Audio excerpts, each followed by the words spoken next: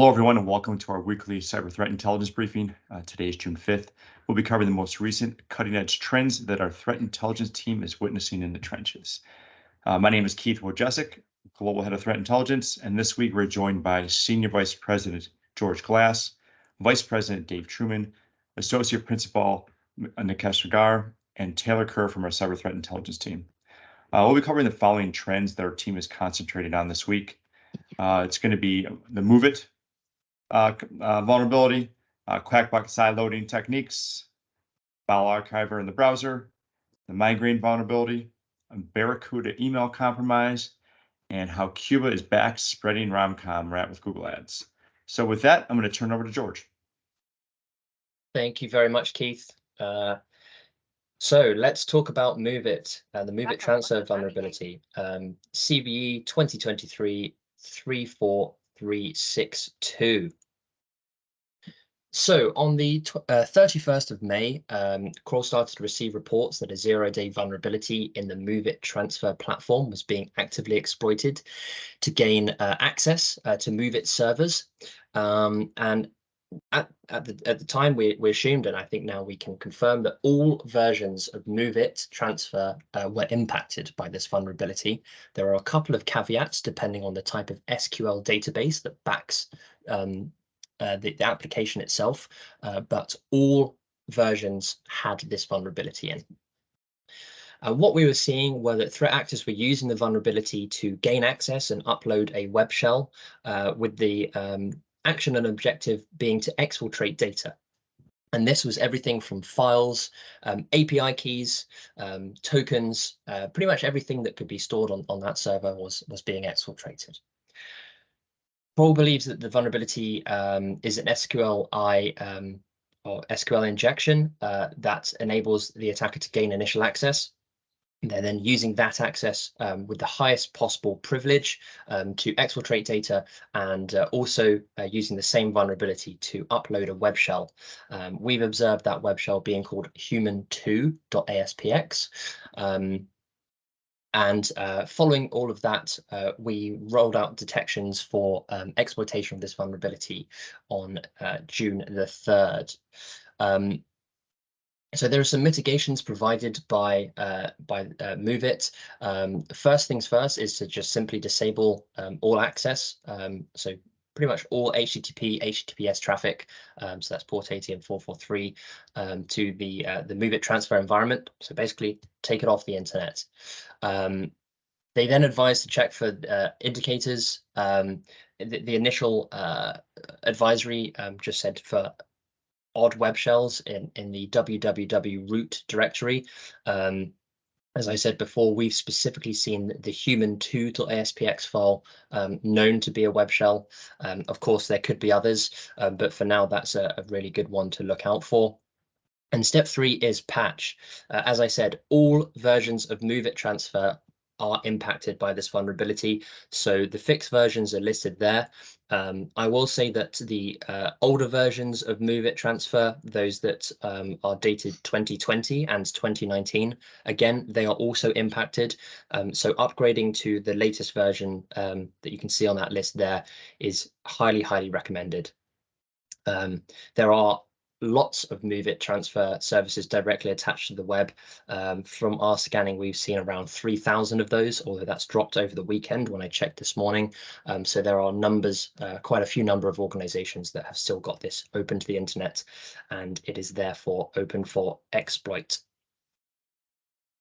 Moving on, let's talk about QAKBOT. Of course, I'm doing a presentation, so I need to find a way of getting QAKBOT in there somewhere.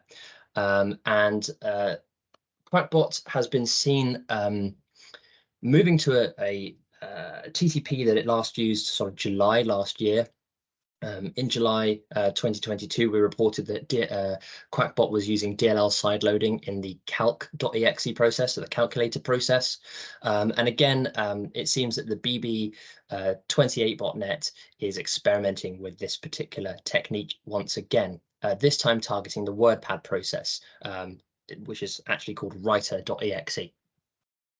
So the sideloading method specifically targets Windows 10 because the majority of those systems do have WordPad installed by default, and the way that they're exploiting this DLL sideloading is by using curl.exe, and that first arose in Windows 10.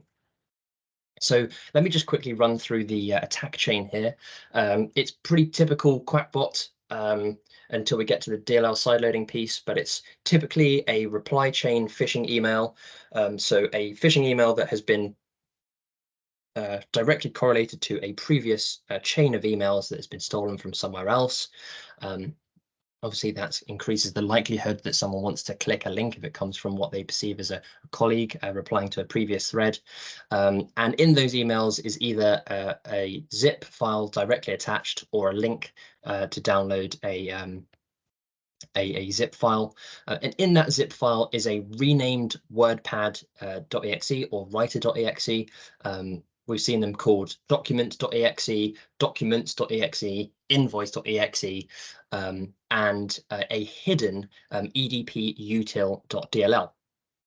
DLL sideloading basically works in Windows, whereby if you click that WordPad executable, first of all, it searches for the libraries that it needs. And the first place it actually searches a lot of the time is in the directory that it's executing from. In this case, it's going to be probably executing from the downloads directory somewhere, wherever that zip was extracted to. And this edp-util.dll is actually malicious. And the code is loaded into the WordPad process, dutifully executed. And in this case, they use the curl.exe binary to download and run the QAKBOT malware. So you'll see run DLL32, probably some kind of sacrificial process, but nevertheless, the QAKBOT has been executed. We remain very confident in our ability to detect the QAKBOT execution and all of the various intricacies that QAKBOT has when it's executing, but we are going to be deploying detections for this particular DLL sideloading technique as well. And for my final story today, I'm filling in for Ryan. He's got a sore throat, so I'm filling in for him here. Is some more coverage on the abuse of zip domains. So we've previously highlighted the news that .zip and .mov domains were made publicly available to register. Of course, this has the potential to be used in various social engineering situations, and particularly phishing. One of our favorite security researchers, Mr. Docs, has recently shared a new novel technique, file archiver in the browser, which, although this technique is not specific to zip domains, could be used to exploit in the association with the .zip domain ending. So by emulating a file archiver view in the browser, in this case, it looks a lot like WinRAR, a victim is more likely to fall for the lure and continue to download the malicious file. The image in the top right there displays a screenshot example of what can be seen inside the browser after a user has clicked the link in a phishing email. And in this example here, it very, very closely replicates what a WinRAR window will look like. You'll also note the evaluation copy in brackets as well. Love the attention to detail there. Obviously, you've got the logo, the buttons, File Explorer directory. So that's a really well crafted CSS image there. In this example, if a user clicks either of the files or the extract button, the files will be downloaded. Obviously, this could be used to host malicious content. Also, if the user clicks the scan button, the threat actor could script it to produce a pop-up inside the browser displaying language along the lines of 2 files successfully scanned, no threats detected, so on and so forth. So, lots of social engineering capability here. Access to this page is most likely delivered through a phishing email. Could be something as simple as invoice.zip in the email body, which looks like a file, but obviously is in fact going to the registered domain that then leads to this particular page. Another hypothetical method could be to coerce the user to search for a file in Windows File Explorer. So you can see that in the bottom right there. When searching for a domain or a file in the File Explorer, If a file doesn't match with that exact name in the local file system, it will open a browser. In this instance, obviously the .zip domain would be opened in the browser, displaying the fake file archiver above, potentially tricking the user into thinking that they've opened a zip file on the local system. Really, really sneaky. We're seeing more research on zip domains being published by security researchers and red teams, and the higher the likelihood is that these techniques or similar ones will be adopted by threat actors to deliver malicious payloads, gather credentials, all of that sort of nasty stuff. So we recommend blocking .zip and .mov domains at the network boundary. If you don't see yourself using those in the future, just go ahead and block them. And we've also created a poster handout with screenshots of several examples on the potential uses of zip domains, which is available alongside the report. We'd also recommend continual user awareness for these types of techniques, especially where it comes to domains such as .zip and .mov. And that's all from me. I will hand back to Keith. Back to you, Keith. Thanks, George. That's awesome information. I'm going to pass it over to Mikesh to talk about the migraine vulnerability. Thank you, Keith. Apple recently has made significant efforts to address a critical vulnerability that poses as a serious security risk. The vulnerability enables attackers with root privileges to bypass an important security measure that's part of macOS called System Integrity Protection, SIP, as well as transparency, consent, and control. The vulnerability known as Migraine, identified as CVE 2023-32369, was initially discovered and reported to Apple by a team of security researchers from Microsoft. The vulnerability allows attackers with root permission to install undetectable malware, giving them unauthorized access to victims' private data by circumventing SIP and TCC security checks. SIP is also referred to as rootless, is a macOS security mechanism designed to prevent potentially malicious softwares from altering system-specific files and folders. It restricts the root user account and its capability within protected areas of the operating system, as well as ensures that only processes signed by Apple or those with special entitlements are permitted to modify the macOS protected components. The researchers found that attackers with root permissions could exploit the vulnerability by taking advantage of the macOS Migration Assistant utility. This utility has a SIP bypassing capability through its com.apple.rootless.install.heritable entitlement. By automating the migration process through a simple Apple script, an attacker can add a malicious payload to SIP's exclusion list, which could then execute arbitrary code without security context that is required and bypassing the SIP checks. The ability to bypass SIP has significant implications, particularly when exploited by malicious actors.